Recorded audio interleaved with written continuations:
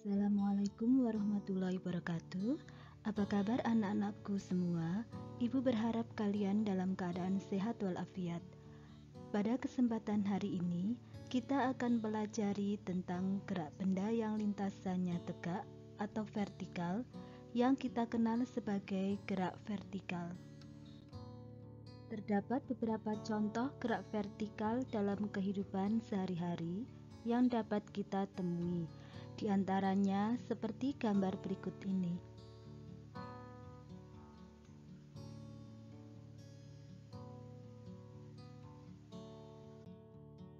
Definisi dari gerak vertikal adalah gerak benda yang menempuh lintasan vertikal terhadap tanah. Gerak vertikal merupakan contoh gerak lurus berubah beraturan atau GLBB, sehingga persamaan yang berlaku untuk GLBB juga berlaku untuk gerak vertikal. Kita ingat kembali rumus-rumus GLBB berikut ini. Pertama, VT sama dengan V0 tambah A kali T, 2S sama dengan V0 kali T tambah setengah kali A kali T kuadrat, 3 VT kuadrat sama dengan V0 kuadrat tambah 2 kali A kali S. Pada gerak vertikal, kita tetap menggunakan rumus GLBB dengan memasukkan syarat atau ketentuan yang berlaku sebagai berikut. Pertama, percepatan benda sama dengan percepatan gravitasi bumi, yaitu sebesar 9,8 meter per sekon kuadrat atau sebesar 10 meter per sekon kuadrat. Kita pilih salah satu ya anak-anak, tergantung yang diketahui di soal. Kemudian S yang ada di GLBB diganti dengan H atau ketinggian benda dengan satuan meter. Ada 3 macam gerak vertikal, yaitu pertama, gerak jatuh bebas atau GJB, 2. Gerak vertikal ke bawah atau disingkat GVB, 3. Gerak vertikal ke atas atau dikenal dengan GVA. Pertama, gerak jatuh bebas atau GJB. GJB didefinisikan sebagai gerak vertikal suatu benda yang dijatuhkan dari suatu ketinggian tanpa kecepatan awal atau V0 sama dengan 0. Ingat ya anak-anak, tanpa kecepatan awal atau kecepatan awal sama dengan 0. Bisa dikatakan GJB adalah gerak yang hanya dipengaruhi oleh gaya gravitasi bumi, artinya gaya-gaya lain bisa diabaikan. Contoh gaya lainnya adalah gaya hambatan udara. Gerak jatuh bebas merupakan contoh gerak lurus berubah beraturan atau GLBB. Jika kalian perhatikan, untuk gerak yang arahnya ke bawah tanpa kecepatan awal, maka semakin ke bawah kecepatan dari benda tersebut semakin besar. Oleh karena itu, gerak jatuh bebas termasuk GLBB dipercepat. Contoh dalam kehidupan sehari-hari, kita bisa temui diantaranya buah kelapa jatuh dari pohonnya. Untuk buah kelapa yang jatuh sendiri dari pohonnya, dalam hal ini tidak dilemparkan oleh seseorang, maka buah tersebut tidak memiliki kecepatan awal. Lain halnya, jika buah dilemparkan ke bawah, maka buah akan memiliki kecepatan awal. Ciri-ciri GJB yang pertama, percepatan benda sebesar percepatan gravitasi bumi. Karena benda yang bergerak jatuh bebas arahnya ke bawah, maka tanda untuk A adalah positif G. A sama dengan G. Kedua, jarak atau S kita ganti dengan simbol H atau ketinggian. Ketiga, syarat utama pada GJB yang sudah kita pelajari tadi, yaitu kecepatan awal sebesar 0. Kemudian untuk menentukan persamaan atau rumus pada GJB, kita ingat kembali rumus-rumus pada GLBB, yaitu pertama VT sama dengan V0 tambah A kali T, kedua S sama dengan V0 kali T tambah setengah kali AT kuadrat, 3 VT kuadrat sama dengan V0 kuadrat tambah 2AS. Kita masukkan ciri-ciri GJB, yaitu ketiga ciri-ciri ini ke dalam rumus GLBB ini. Sehingga kita peroleh rumus GCB yang pertama, yaitu VT sama dengan G kali T. Dilihat dari rumus GLBB ini, ya, V0-nya itu kan sama dengan 0 atau tidak ada, sehingga kita tidak menuliskan V0-nya di GCB. Lalu A-nya diganti G. A diganti G. Sehingga kita peroleh rumus GCB yang pertama, VT sama dengan G kali T.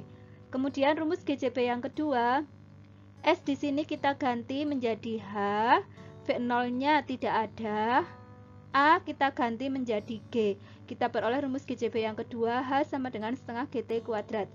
Yang ketiga, dengan cara yang sama, kita peroleh VT kuadrat sama dengan 2 kali G kali H. Atau kita bisa mencari kecepatan akhir VT dengan menggunakan rumus VT sama dengan akar 2GH. Keterangan dari rumus tersebut, VT adalah kecepatan akhir dengan satuan meter per sekon, V0 adalah kecepatan awal dengan satuan meter per sekon, G adalah percepatan gravitasi bumi dengan satuan meter per sekon kuadrat. G di sini tergantung yang diketahui di soal, bisa sebesar 9,8 meter per sekon kuadrat, bisa juga sebesar 10 meter per sekon kuadrat. H adalah ketinggian dengan satuan meter dan T adalah waktu dengan satuan sekon. Gerak vertikal yang kedua adalah gerak vertikal ke bawah atau GVB. GVB adalah gerak vertikal suatu benda yang dijatuhkan dari suatu ketinggian dengan kecepatan awal atau V0. Kita tahu bahwa suatu benda yang dilemparkan oleh tangan kita ke arah bawah, tentunya benda tersebut menerima gaya dari tangan kita, sehingga benda tersebut memiliki kecepatan awal atau V0, berbeda dengan benda yang bergerak jatuh bebas. Gerak vertikal ke bawah merupakan contoh gerak lurus berubah beraturan atau GLBB. Jika diperhatikan, semakin ke bawah kecepatannya semakin besar. Oleh karena itu, GVB termasuk GLBB dipercepat. Contoh, batu dilempar ke dalam sumur. Ciri-ciri gerak vertikal ke bawah, yang pertama, percepatan benda sama dengan percepatan gravitasi bumi. GVB arah ke bawah sehingga untuk G bertanda positif. Kedua, S sama dengan H. S di sini nanti diganti H.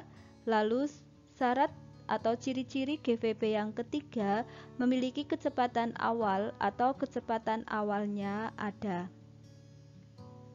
Selanjutnya, kita akan menentukan rumus-rumus yang berlaku pada gerak vertikal ke bawah dengan cara mengingat kembali rumus GLBB, lalu kita masukkan ciri-ciri GVB. Setelah kita memasukkan ciri-ciri GVB ke dalam rumus GLBB ini, kita akan memperoleh rumus GVB yang pertama, VT sama dengan V0 tambah G kali T. Tadi bahwa GVB itu memiliki ciri ada V0, sehingga V0-nya ini tetap kita tulis ya sebagai V0, kemudian A-nya diganti G. Untuk rumus GVB yang kedua, H sama dengan V0 kali T tambah setengah GT kuadrat. Di sini S-nya kita ganti menjadi H, V0-nya tetap kita tulis, kemudian A-nya diganti G. Untuk rumus GVB yang ketiga, VT kuadrat sama dengan V0 kuadrat tambah 2GH. Keterangan rumus pada GVB masih sama seperti yang telah kita pelajari sebelumnya. Perhatikan perbandingan gambar antara GCB dengan GVB berikut ini. Mula-mula benda berada di atas, baik itu GCB maupun GVB. Untuk GCB, benda dijatuhkan atau dilepaskan ke bawah. Karena ini GCB, maka benda tersebut tidak memiliki kecepatan awal atau V0 sama dengan 0. Lain halnya dengan GVB, karena benda tersebut dilempar ke bawah, maka benda yang bergerak vertikal ke bawah memiliki kecepatan awal atau V0 ada. Beberapa waktu kemudian, kecepatan benda berubah menjadi Vt. Semakin bertambah waktunya dan akhirnya benda sampai di tanah, kecepatan benda menjadi Vt. Begitu juga untuk GVB, setelah T sekon, kecepatannya menjadi Vt. Waktunya semakin bertambah sampai akhirnya benda tersebut mencapai tanah dengan kecepatan sebelum mencapai tanah sebesar Vt. Baik GCB maupun GVB, jarak yang ditempuh benda tersebut dari awal menuju ke akhir kita kenal dengan S, kita ganti menjadi H, artinya ketinggian. Jika diukur dari tanah, H di sini dinamakan ketinggian, tetapi jika diukur dari atas, H di sini dinamakan kedalaman. 3. Gerak vertikal ke atas atau GVA. GVA adalah gerak vertikal suatu benda yang dilemparkan ke atas dengan kecepatan awal V0. Gerak vertikal ke atas merupakan contoh gerak lurus berubah beraturan atau GLBB. Jika diperhatikan, semakin ke atas, kecepatan benda tersebut semakin berkurang. Oleh karena itu, GVA termasuk GLBB diperlambat. Contoh dari gerak vertikal ke atas diantaranya bola dilempar ke atas. Perhatikan gambar berikut ini. Misal bola dilempar ke atas dengan suatu alat yang berada di tanah. Bola bergerak ke atas dengan kecepatan awal tertentu. Setelah T sekon atau beberapa waktu kemudian, kecepatan berubah menjadi Vt. Lalu benda semakin naik sehingga mencapai ketinggian maksimum dan kecepatan saat di titik tertinggi adalah 0. Jarak yang ditempuh benda sampai posisi tertentu sebesar H atau ketinggian. Ciri-ciri GVA yang pertama, benda bergerak ke atas sehingga berlawanan dengan percepatan gravitasi bumi. Akibatnya percepatan benda bertanda negatif atau A sama dengan min G. Ciri yang kedua, S sama dengan H. Ciri yang ketiga, benda memiliki kecepatan awal atau ada V0. Hal ini dikarenakan benda bisa bergerak ke atas jika ada gaya dorong yang menghasilkan kecepatan awal pada benda. Adapun rumus GVA kita peroleh dari rumus GLBB. Caranya dengan memasukkan ciri-ciri GVA pada rumus GLBB tersebut. Kita peroleh 3 rumus GVA, yaitu yang pertama Vt sama dengan V0 dikurangi GT. Rumus GLBB yang pertama adalah ini ya, Vt sama dengan V0 tambah A kali T. Kita masukkan ciri-ciri GVA pada GLBB ini, yaitu A sama dengan min G, sehingga di sini untuk G ini bertanda negatif. Sedangkan rumus yang kedua yaitu H sama dengan V0 kali T dikurangi setengah GT kuadrat.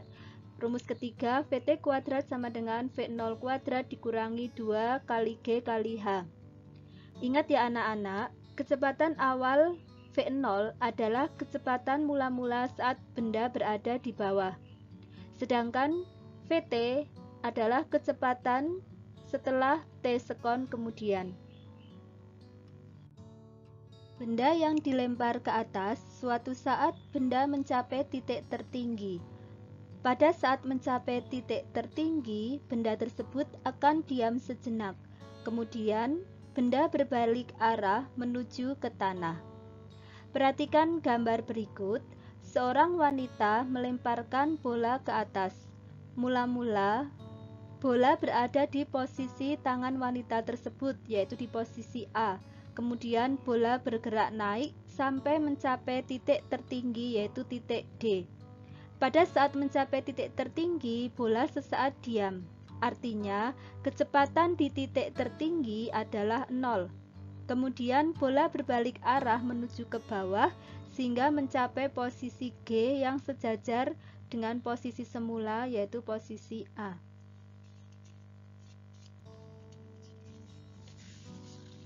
Saat mencapai titik tertinggi berlaku, pertama, VT sama dengan 0. Hal ini dikarenakan di titik tertinggi benda diam sesaat. Kedua, ketinggian di titik tertinggi H menjadi Hmax. Ketiga, waktu untuk mencapai titik tertinggi T menjadi Tmax. Waktu yang diperlukan benda dari titik awal sampai ke titik awal lagi disebut lama benda di udara atau waktu total benda. Ada beberapa besaran fisika yang dapat kita tentukan saat benda mencapai titik tertinggi dengan memasukkan syarat, yaitu kecepatan di titik tertinggi adalah 0 atau VT sama dengan 0. Kita masukkan VT sama dengan 0 ini ke dalam rumus GVA sehingga kita memperoleh diantaranya: pertama, waktu untuk mencapai ketinggian maksimum.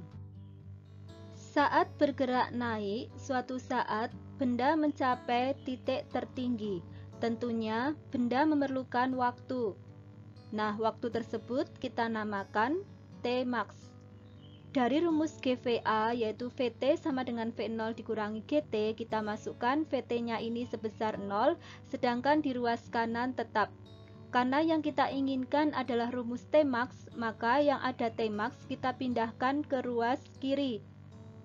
Coba kalian perhatikan, ini tentang pengurangan, kurangi GTmax. Sehingga jika pindah ruas, tanda negatif ini berubah menjadi positif, sehingga kita beroleh GTmax sama dengan V0. Mengapa di ruas kiri sudah tidak ada nolnya lagi? Karena 0 ditambah GTmax itu sama saja GTmax. Kemudian, karena yang kita inginkan adalah rumus Tmax, maka G yang ada atau yang menyertai Tmax harus kita pindahkan ke ruas yang lain. Karena ini tentang perkalian, maka ketika G ini pindah ke ruas yang lain, maka pindahnya secara silang. Jadi posisinya berada di bawahnya V0, sehingga rumus untuk menentukan Tmax adalah V0 per G. Kedua, tinggi maksimum yang dapat dicapai benda atau disebut Hmax.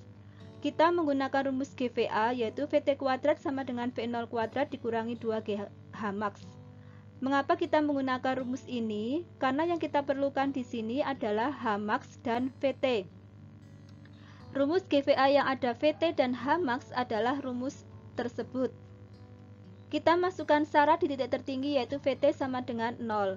Seperti cara sebelumnya, saat menentukan rumus Tmax, kita memperoleh Hmax sama dengan V0 kuadrat per 2G. Waktu yang diperlukan benda untuk mencapai titik tertinggi kita namakan T naik. Sedangkan waktu yang diperlukan benda dari titik tertinggi sampai kembali ke posisi semula dinamakan T turun. Berlaku T naik sama dengan T turun. Sehingga lama benda di udara atau waktu total benda sebesar T total sama dengan 2T max. Anak-anak, perhatikan contoh soal berikut ini. 1. Didi menjatuhkan sebuah batu dari atas jembatan gantung dan 2 sekon kemudian ia mendengar bunyi batu mengenai air. G sama dengan 9,8 meter per sekon kuadrat. Pertanyaan A, berapa kecepatan batu ketika mengenai air? Pertanyaan B, berapa tinggi jembatan gantung di atas permukaan air? Yang diketahui dari soal ini tentu saja dari kalimat menjatuhkan sebuah batu berarti yang diketahui adalah jenis gerak vertikal yaitu GJB. 2 sekon berarti yang diketahui sebagai T, lalu 9,8 ini sebagai G. Yang ditanyakan dari soal ini yang A, kecepatan batu ketika mengenai air. Batu mengenai air setelah 2 sekon kemudian, berarti ini yang ditanyakan adalah kecepatan akhir atau VT. Kemudian, tinggi jembatan gantung di atas permukaan air berarti yang ditanyakan adalah H.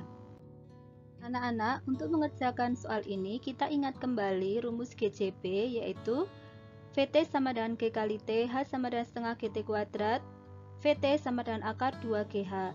Untuk pertanyaan A, karena yang diketahui adalah G dan T, maka untuk menentukan VT kita menggunakan rumus yang pertama, yaitu VT sama dengan G kali T. Kita masukkan angka-angka yang diketahui, kita peroleh VT sebesar 19,6 meter per sekon.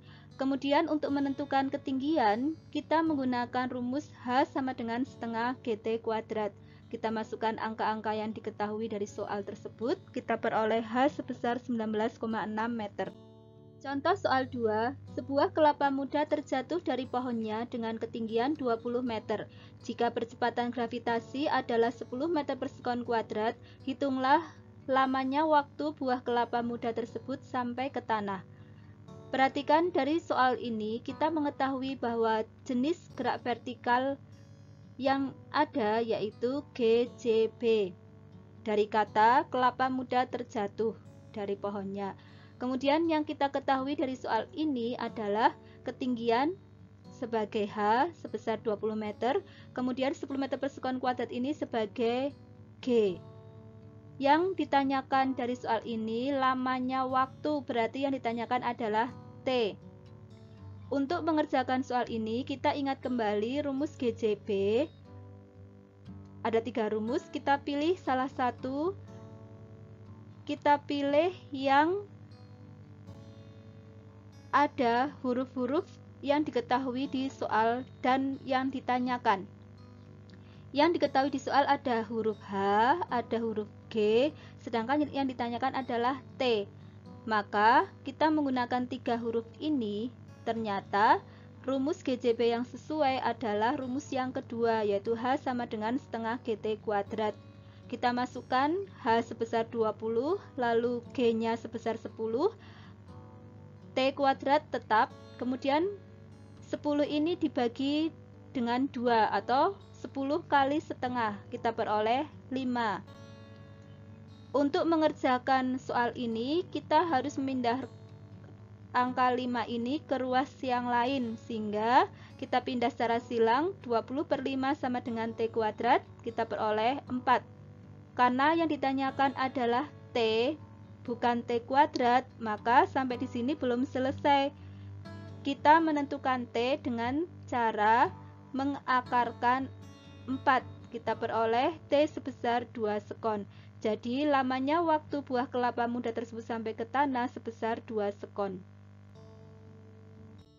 Contoh soal 3, sebuah kembang api diluncurkan vertikal ke atas dengan kecepatan awal 20 meter per sekon. 2 detik kemudian, kembang api memancar, G sama dengan 9,8 meter per sekon kuadrat. Tentukan A, kecepatan akhir kembang api saat memancar, B, ketinggian akhir kembang api saat memancar.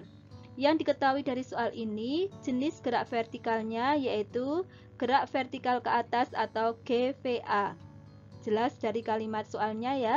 Lalu yang diketahui ada angka 20 meter per sekon ini sebagai kecepatan awal atau V0, 2 detik sebagai T, lalu G sebesar 9,8 meter per sekon kuadrat.